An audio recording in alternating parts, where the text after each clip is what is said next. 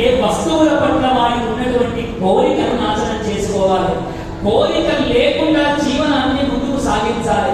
అలా సాగించిన నాడే భగవంతుని చరణాలను చేరుకోగలుగుతాడమ్మా. కాబట్టి అమ్మా ఇంకొక విశేషము చెబుతానమ్మా. వాడి శరీరము మొత్తము చొక్కిపోయేటట్టుగా భార్య పిల్లల వరకు వాడు సంపాదించి ఏమనుకుంటాడో తెలుసా? నేను ఈ భూమి మీదనే ఉంటా, ఈ భార్యతోనే వెయ్యేళ్ళు ఉంటా అని భ్రమపడుతూ ఉంటాడమ్మా. అందుకని శేషప్పకవి గారు అద్భుతమైన మాట మనకు చెప్పారు. ధరణిలో వేయేళ్ళు, ధరణిలో వేయేళ్ళు తనువు నిల్వగోడు, ధనమెప్పటికి శాశ్వతంబు కాదు, దారసురాదులు తన వెంట రాలేరు, మృత్యులు మృతిని తప్పింపలేరు, బంధుజాలము తన్ను బ్రతికింపలేరు, బలపరాక్రమమేమి పనికిరాదు, ఘనమైన సకల భాగ్యం ఎంత కలిగిన. ఈ మాట జాగ్రత్తగా వినాలి.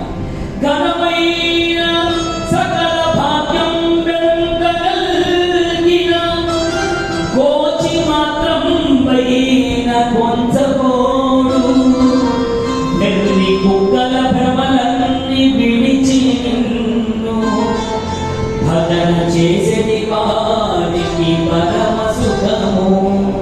భూషణ వికాస శ్రీ ధర్మపుర నివాస దుష్ట సంహార నరసింహ దురిత దూరా,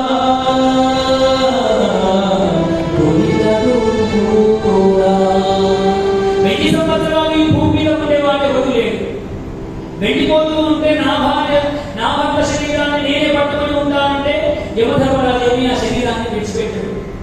అలా ఇక్కడే ఉండిపోయి నీ చుట్టూ ఎంతమంది బాడీగార్డులు పెట్టుకున్నా ఆ యమభటులు కనుక వచ్చిన సమయంలో నేను ఎవరు రక్షించలేదు. అందుకని శేషప్పకవి గారు ఇంకొక మంచి మాట చెప్పారండి. కోటి మంది వైద్యులు కూడి వచ్చిననైనా, కోటి మంది వైద్యులు కూడి వచ్చిననైనా, మరణమన్న వ్యాధి మాపలేరు. నీ కనుక మరణ సమయం కనుక వచ్చిందా, నీ చుట్టూ కోట్ల కొద్ది వైద్యులు నిలబడి ఉన్నా నీ మరణాన్ని మాత్రం వాళ్ళు ఆపలేరు. ఇది తెలుసుకోలేక అమ్మా అయినా మానవునకు బుద్ధి రాదు, అయినా కూడా మానవుడికి బుద్ధి రాదమ్మా అని అనేక రకాలుగా తల్లికి బోధన చేస్తూ ఉన్నాడు. మానవుడు దేనిలో బ్రతుకుతున్నాడో తెలుసా? వెర్రి కుక్కల భ్రమలన్నీ, వెర్రి కుక్కల భ్రమతో బతుకుతూ ఉన్నాడు. చూడండి, కుక్క ఉన్న భ్రమతో మనిషిని పోల్చాడు పరమాత్మ. కుక్క ఏం చేస్తుందో తెలుసా? ఓ పెంట మీద ఎండిపోయిన ఎముక ముక్క పడేస్తుంది అనుకోండి. మీరు ఆ కుక్కను చూస్తే ఆ ఎముక ముక్కను 2 కాళ్ళ మధ్యలో పెట్టుకొని దాని దవడ వేసుకొని బాగా నవ్వుతూ ఉంటుంది. ఓసే వెర్రి కుక్క, అది ఎండిపోయిన ఎముక ముక్క అని దానికి చెప్తే గుర్రుని చూస్తుంది, కానీ ఆ ఎముక ముక్కను మాత్రం విడిచిపెట్టదు. అదేమనుకుంటుంది అంటే ఎముక ముక్క నుండి అనేకమైనటువంటి అద్భుతమైనటువంటి రక్తము అది జరుగుతున్నారని భావన పొందుతూ ఉంటుంది. కానీ వెర్రి ముక్క ఏం చేస్తుంది అంటే ఎండిపోయినటువంటి ఆ ఎముక ముక్క దాని చిగుళ్ళకే గుచ్చుకొని దాని రక్తాన్ని అది తాగుతుందని దానికి తెలియదు. మనిషి కూడా అంతే, వెర్రి ముక్కల మాదిరిగా ఈ కర్మల ద్వారా సుఖములు పొందుతున్నారని అనుకుంటూ ఉన్నాడు. కానీ ఆ కుక్క ఏ విధంగా అయితే తన శరీరాన్ని తానే నష్టపరుచుకుంటూ ఉన్నదో, మనిషి కూడా కర్మల ద్వారా వాడి శరీరాన్ని వాడే నష్టపరుచుకుంటూ ఉన్నాడు. సత్కర్మలను ఆచరిస్తే సత్ఫలితాలను పొందుతాడు, దుష్కర్మలను ఆచరిస్తే దుష్ఫలితాలను పొందుతాడు.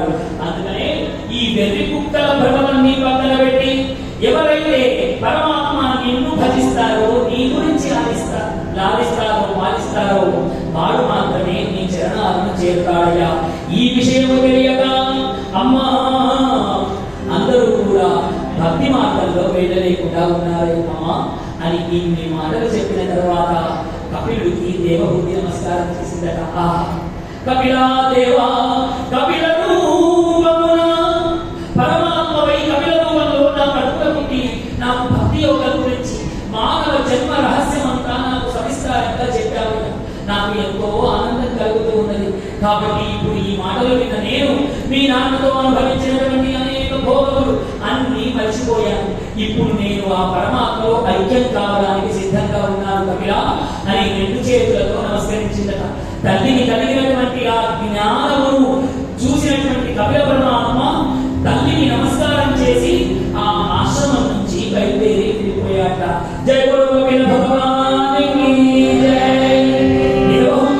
ఎప్పుడైతే కుమారుడు తనను వదిలిపెట్టి వెళ్ళిపోయాడో దేవహూతి కూడా తను నారచీరను ధరించిందగా పద్మాసనం వేసుకొని ఆ నారాయణ జపాన్ని చేస్తూ నిరంతర నారాయణ సంకీర్తన చేస్తూ తన పంచప్రాణులన్నీ కూడా ఊర్ధ్వముఖముగా నారాయణము చేసే ఆ విధంగా దేవహూతి కూడా పరమాత్మలో ఐక్యమైంది.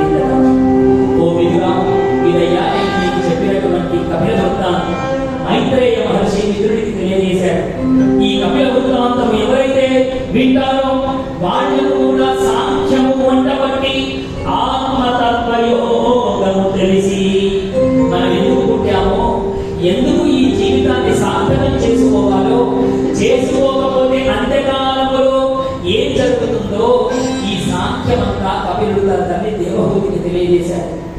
ఇవన్నీ విషయాలు మనకు కూడా తత్వము రూపంలో తెలుస్తాయని ఆ కపిల పరమాత్మ అనుగ్రహం చేత మన అంత్యకాలమున విష్ణు విమానములు విష్ణుదూతలు వస్తారని కపిల యోగము మనకు తెలియజేస్తూ ఉన్నది. జయ గురు గోపాలకృష్ణ భగవానికి, గోపాలకృష్ణ భగవానికి, గోపాలకృష్ణ భగవానికి. సర్వం శ్రీ ఉమామహేశ్వర పరబ్రహ్మార్పణమస్తు. నేను భాగవతాన్ని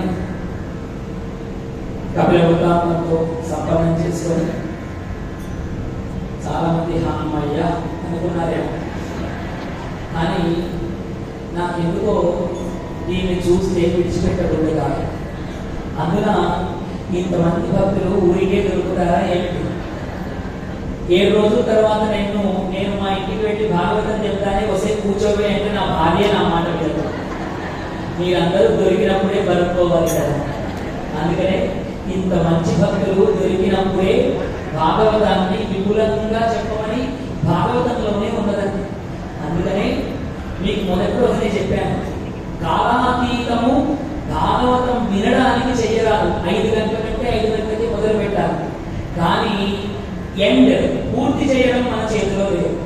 ఎందుకు అంటే అక్కడ నుండి మా యాంసాన్ని అన్న, ఇక్కడ నుండి మా రాజన్న నాకు సైకిల్ చేస్తూ ఉన్నారు. నిజం చెప్పాలి అంటే ఇక్కడ ఎంత అద్భుతమైన ఘట్టం ఆవిష్కృతం అవుతుందో తెలుసా? మీరందరూ గమనిస్తున్నారో లేదో, మన అందరి ప్రియతమ వ్యక్తి అయినటువంటి మా సూరన్న ఎంత సామాన్యుడిగా అలా పూర్తి సమయాన్ని భాగవతానికి కేటాయించి ఆయనే కూర్చున్నప్పుడు మన అందరికీ, మన నిజామాబాద్ రాజా ఎమ్మెల్యే అంటే రాజుతో సమానం, ఆయనే అలా కూర్చున్నప్పుడు ఇక్కడ కూర్చున్న మీ ఎవరికి ఇబ్బంది కలగదని నా భావన.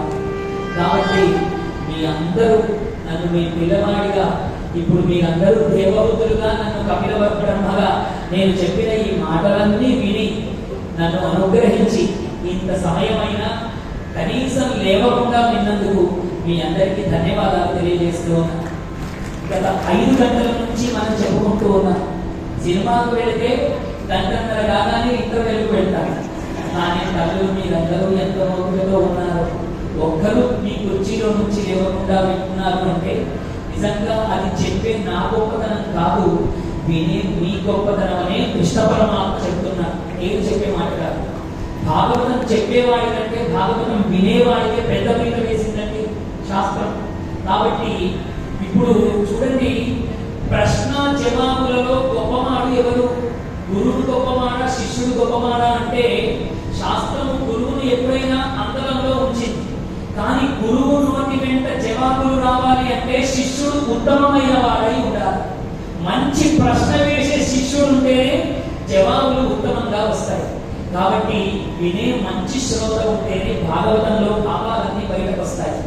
అలా మీరందరూ ఉత్తములైనటువంటి భక్తులుగా, బుద్ధులైనటువంటి భక్తులుగా ఆ పరమాత్మ భావించి మీ అందరికీ వినే శక్తిని, యుక్తిని ఆ పరమాత్మ ఇచ్చాడన్న భావన చేస్తూ కాలాతీతము చేసినందుకు నేను నిలవాలుగా నన్ను మన్నించాలని కోరుతూ జయ గోపాల కృష్ణ భగవానికి. ఇప్పుడు హారతి మంత్రపుష్పం ఉంటుందండి. నిన్నటి దాకా మీకు తీర్థం ప్రసాదం కూడా ఇస్తారు. ఎవరు హారతి మంత్రపుష్పం కానిది ఎవరు వెళ్ళరాదు. ఎందుకు అంటే ఇవాళ భాగవతం యొక్క పరిపూర్ణమైనటువంటి అనుగ్రహం అంతా తీర్థంలోనే ఉంటుంది. 18,000 శ్లోకములు పఠిస్తూ ప్రతి శ్లోకమునకు అర్ఘ్యములు వదులుతూ మనకు ఆ తీర్థ రూపంలో మంత్రశక్తిని నీటికి ఇచ్చాడు అక్కడ శర్మగా. కాబట్టి ఆ తీర్థాన్ని స్వీకరిస్తేనే ఆదివ్యాధులన్నీ దూరం అవుతాయి. మీరందరూ అవి స్వీకరించి మీ కాళ్లకు సంఖ్యలు వేస్తూ ఉన్నాను. కాబట్టి మీరందరూ తీర్థ ప్రసాదాలు స్వీకరించి వెళ్ళాలని కోరుతూ ఉన్నాం.